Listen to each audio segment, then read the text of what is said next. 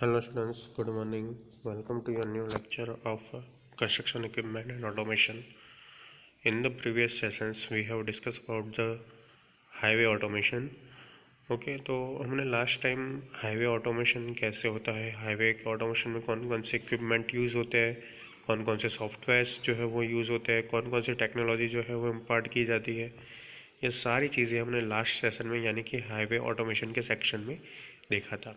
Okay तो आज जो है वो हम आपका नया टॉपिक देखने जा रहे हैं जो कि है automation regarding canal lining. Okay यानी कैनाल लाइनिंग में कैसे ऑटोमेशन हो सकता है, कैसे जो कैनाल मतलब कैनाल की जो प्रोसेसेस है उसे आप ऑटोमेशन में ट्रांसफ़र कर सकते हैं, ये सारे पॉइंट्स आपको ये टॉपिक पे देखने को मिलेंगे। ओके स्टूडेंट्स, तो आइए स्टार्ट करते हैं कैनाल लाइनिंग विथ ऑटोमेशन। देखो what we have learn so far, इसमें ये पॉइंट में ये बताया गया है कि आगे मतलब कि कैनाल के बारे में हम क्या क्या जानते हैं, क्या क्या समझते हैं, और कैनाल में कौन कौन से मतलब जो है वो हमें मेज़र करने की ज़रूरत पड़ती है, वो सारा ये सेक्शन में दिया गया है। इसलिए यहाँ पे लिखा है what we have learn so far. तो इसमें है steady state back water curves are useful for understanding how canal system functions.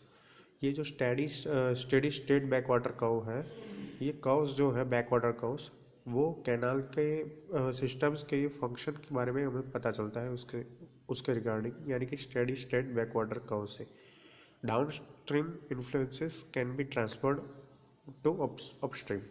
यानी डाउन स्ट्रीम के इन्फ्लुएंसेस हैं उसे हम अपस्ट्रीम में ट्रांसफ़र कर सकते हैं, यानी कि जो भी अपस्ट्रीम में होगा वही हमें डाउन स्ट्रीम में मिलेगा। यानी कि जो भी हम चेंजेस अप्लाई करेंगे अपस्ट्रीम को, वो अल्टीमेटली किसे इन्फ्लुएंस करेंगे, डाउन स्ट्रीम को इन्फ्लुएंस करेंगे।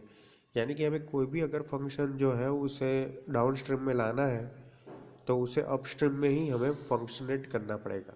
ठीक है, ये लाइन ये बताना चाह रही है कि down stream influences can be transferred to upstream.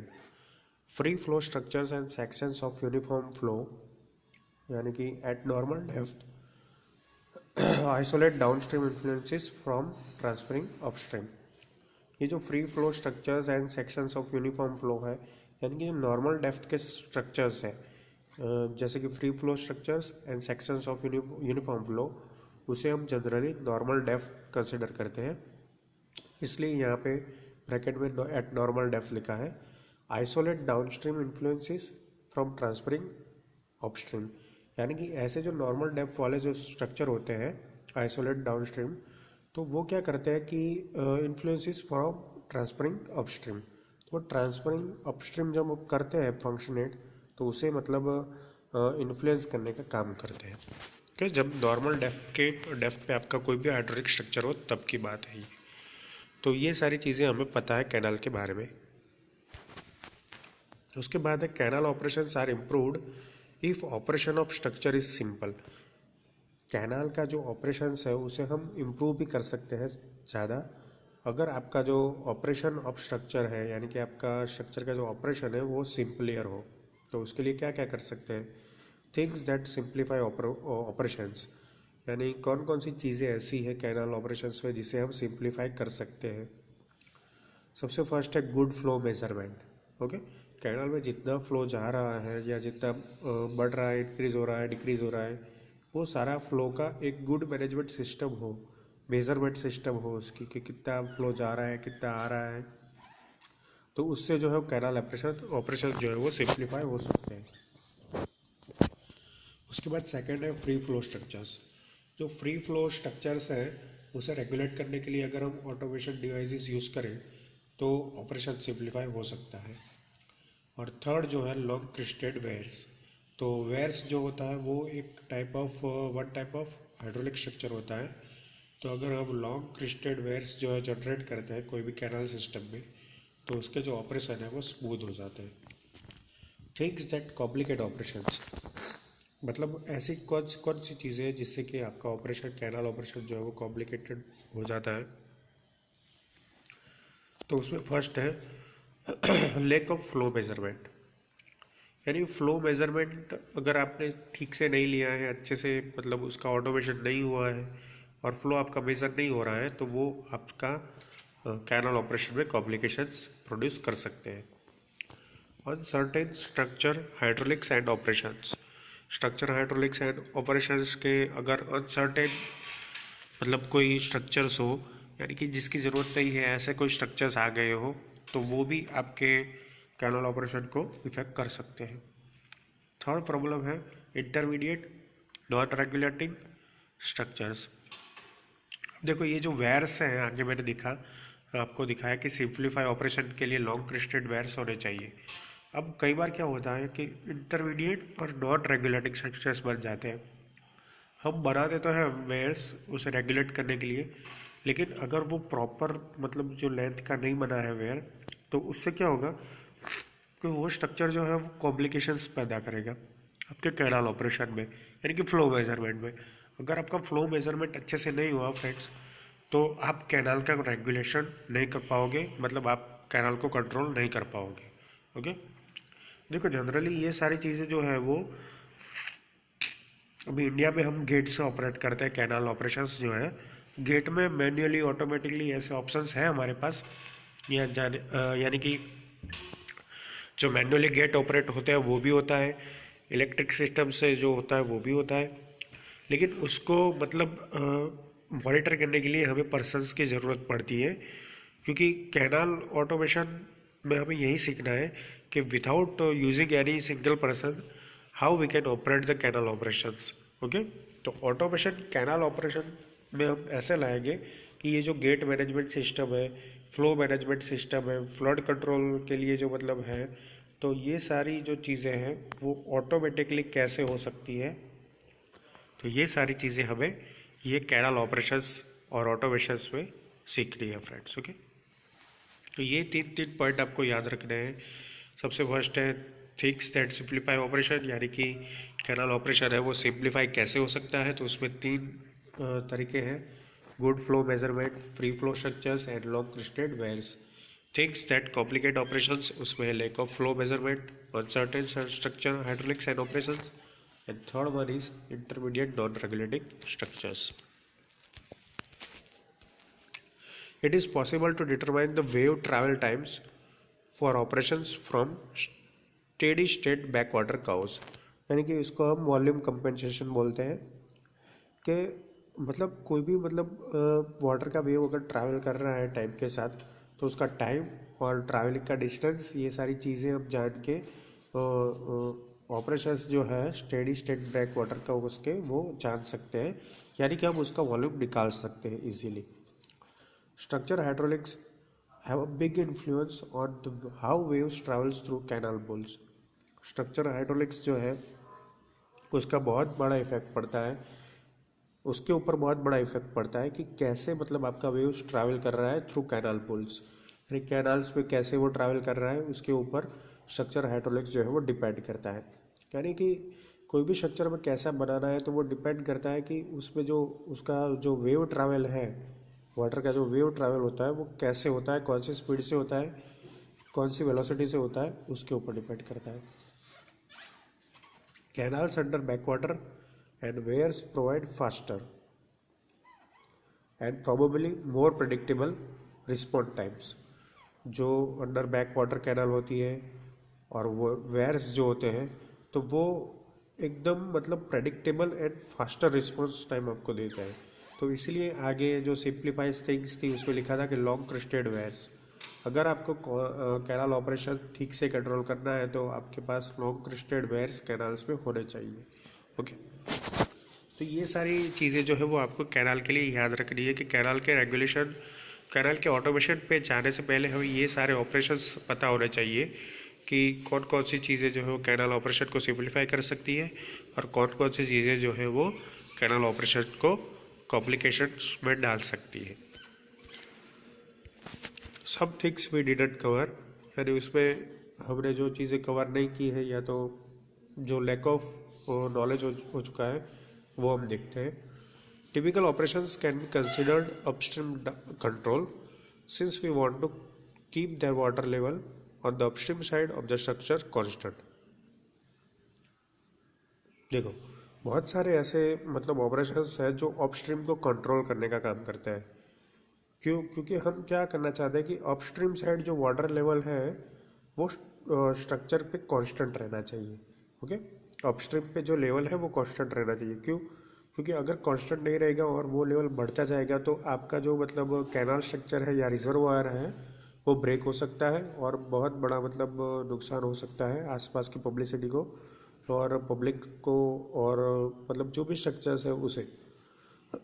तो हमें कैनाल ऑपरेशंस में फर्स्ट ऑफ ऑल ये याद रखना है कि अपस्ट्रीम में जो भी आपका पानी आ रहा है वो एट अ कांस्टेंट रेट आना चाहिए।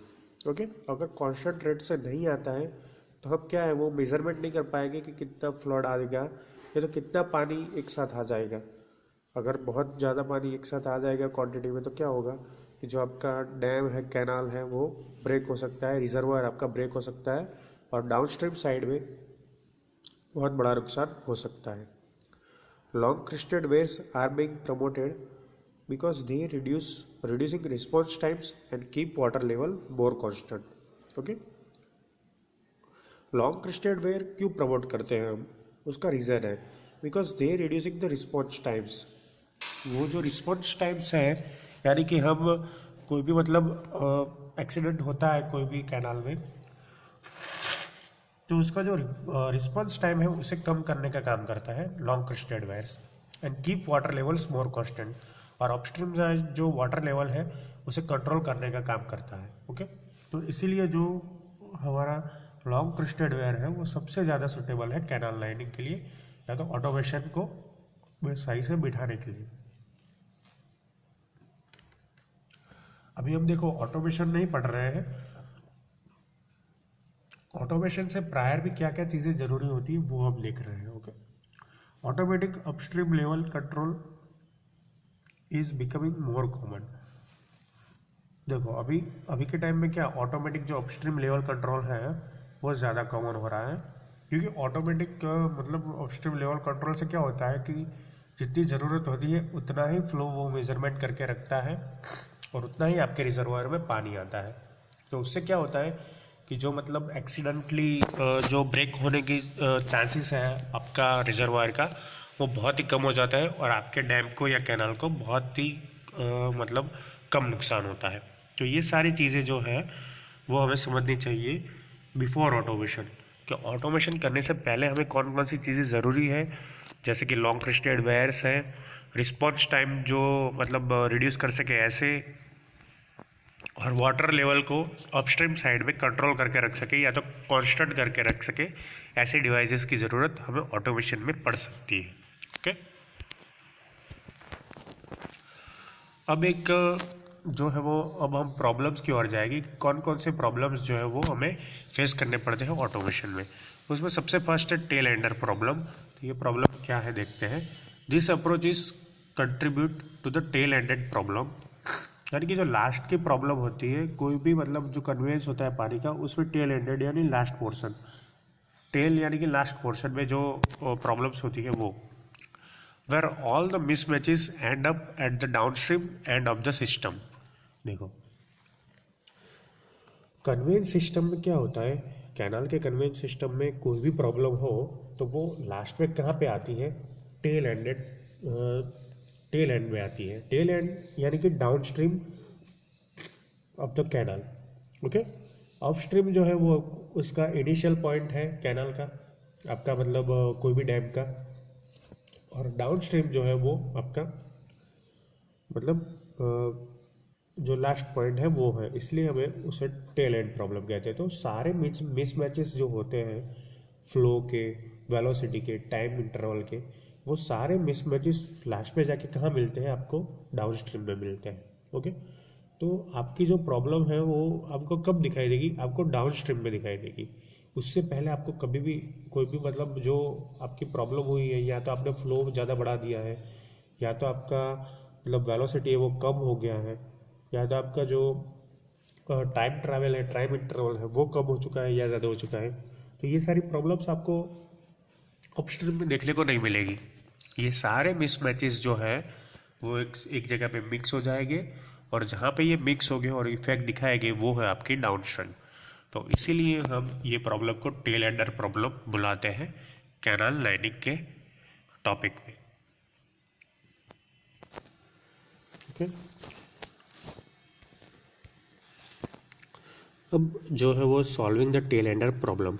अब जो टेल एंडर प्रॉब्लम हुई है उसे हम सॉल्व कैसे कर सकते हैं वो देखते हैं।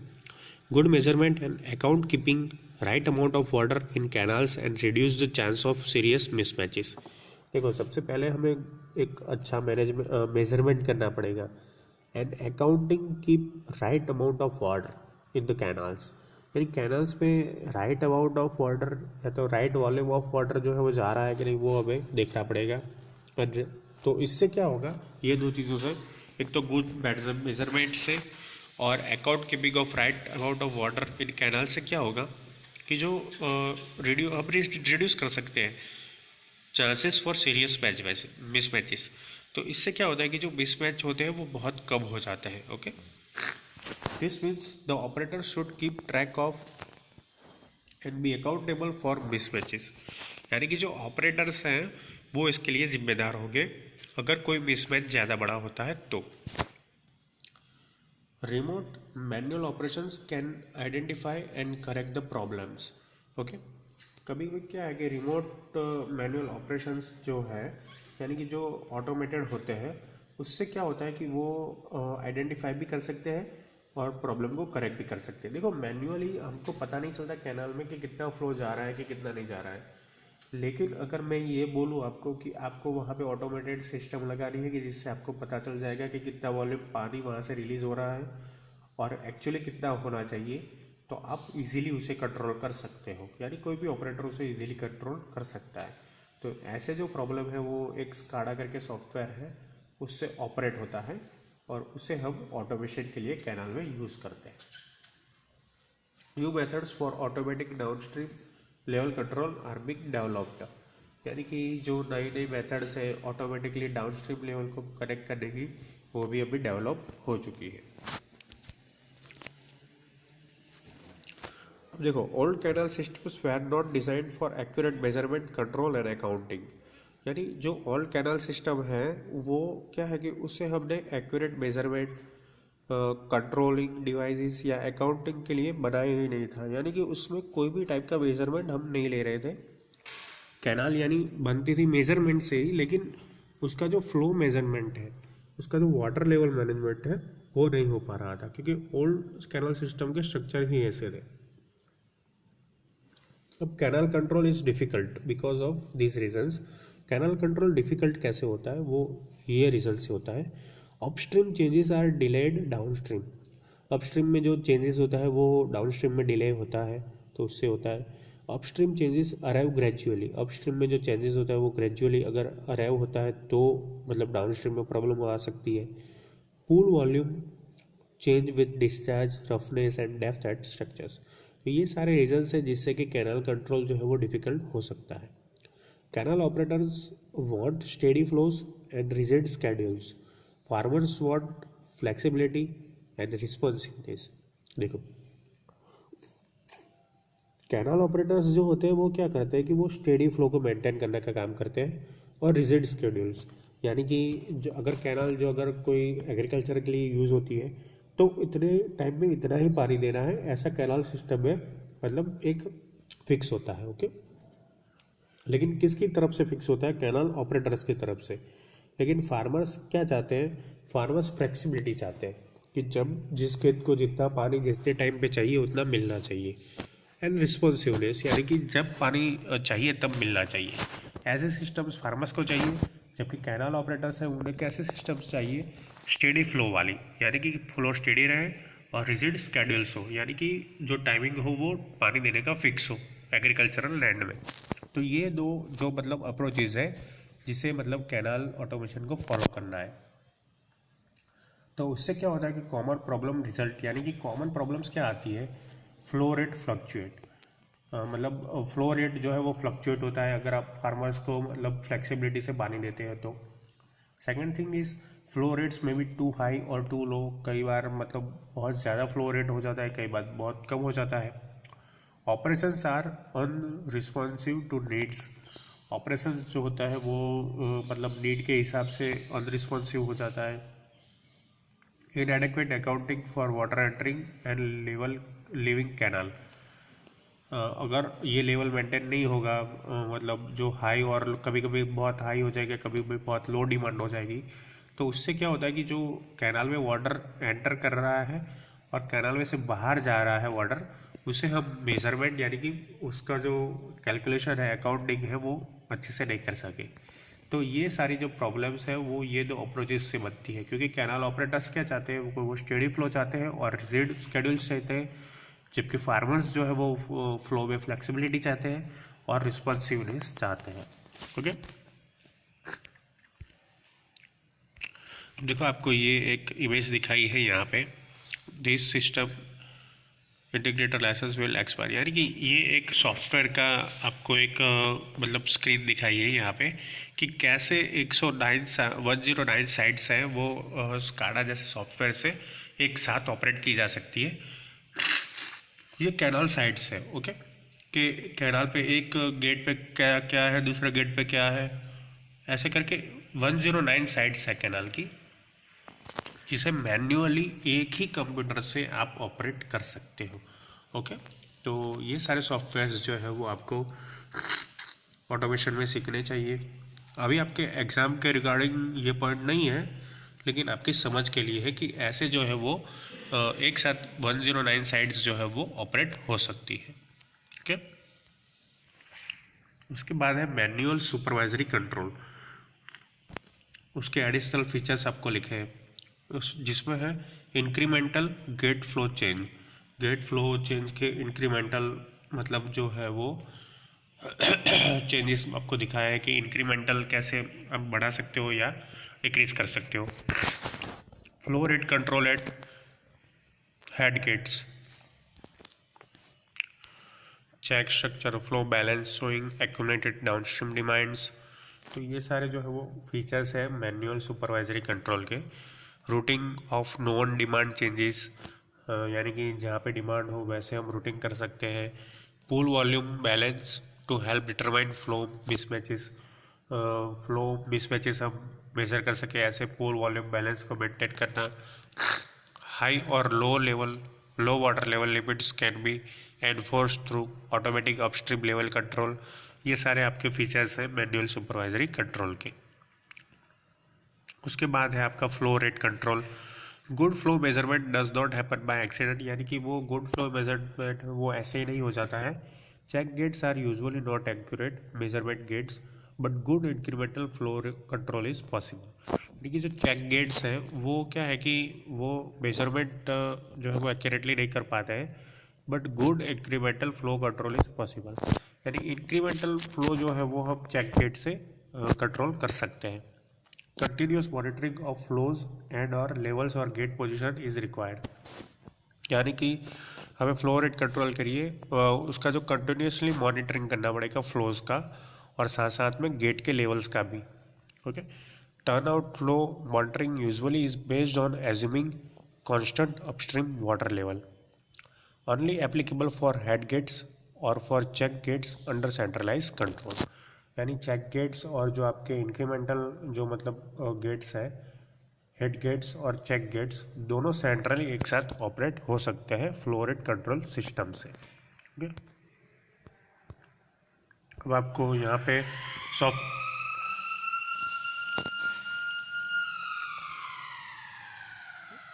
अब यहाँ पे आपको इंक्रीमेंटल फ्लो रेट कंट्रोल का मतलब एक सॉफ्टवेयर दिखाया है कि कैसे आप जो यहाँ पे फ्लो चेंज लिखा है। ओके, यहाँ पे डायरेक्शन लिखी है अपस्ट्रीम डाउनस्ट्रीम, और यहाँ पे आपकी जो वेलोसिटी है वो भी लिखी है। Moving gate number 9 seconds remaining, यानी कि अगर ये आप फ्लो चेंजेस यहाँ पे 12 कर देते हो और सबमिट कर देते हो तो आगे के गेट्स पे जो डाउनस्ट्रीम है उसमें जो है वो अप्लाई हो जाएगा। ओके, तो ये सारी साइट्स जो है वो मैन्युअली एक ही मतलब आपके सॉफ्टवेयर से कंट्रोल हो सकती है। अब आपको यहाँ पे एक फ्लूम दिखाया है, तो फ्लूम कोई नहीं होता कि फ्लूम जो है वो आपके जो वाटर लेवल है उसे मतलब इंक्रीज करने के लिए काम आता है। देखो सडनली यहाँ से पानी जा रहा है, ओके, तो अगर हम यहाँ से उसको थोड़ा बहुत मतलब स्लोप दे देंगे तो उससे क्या होगा कि यहाँ से स्पीड बढ़ जाएगी। तो ये वाटर फ्लूम है, वो उसे कैसे मैनेजमेंट करना है, तो इसकी आपको स्क्रीन दिखाई है, इंटेलेक्चुअल डायनेमिक्स वर्क स्पेस, और यहाँ पे W11 फ्लूम है, WM1 फ्लूम, जिसे WM1 नाम दिया है, तो उसे हम कंट्रोल कर सकते हैं बाय दिस सॉफ्टवेयर। ओके, यहाँ पे WM2 यानी कि फ्लूम नंबर 2 है, जिसमें आपको यहाँ पे गेट पोजीशंस दी हुई है कि गेट पोजीशंस कैसे मतलब मेजरमेंट हो सकता है। यहाँ पे आपको वाटर डेप्थ दिया हुआ है कि 3.080 फीट एंड 0.939 मीटर्स, और यहाँ पे आपको पूरा मतलब ग्राफ दिया हुआ है कि वाटर डेप्थ और टाइम के हिसाब से कितनी बढ़ जाएगी। ओके, तो ये सारे जो है वो ऑटोमेशंस के मतलब आपको एग्जांपल्स दिखाए हैं यहाँ पे। ओके, ऐसे मतलब सारी जितनी फ्लूम्स हैं, W1 flume, W2, WM1, WM0, WM5, WM4, ऐसे करके 7-8 करके फ्लूम्स जो है वो हम पूरे कैनाल में मेंटेन कर सकते हैं बाय यूजिंग वन सॉफ्टवेयर।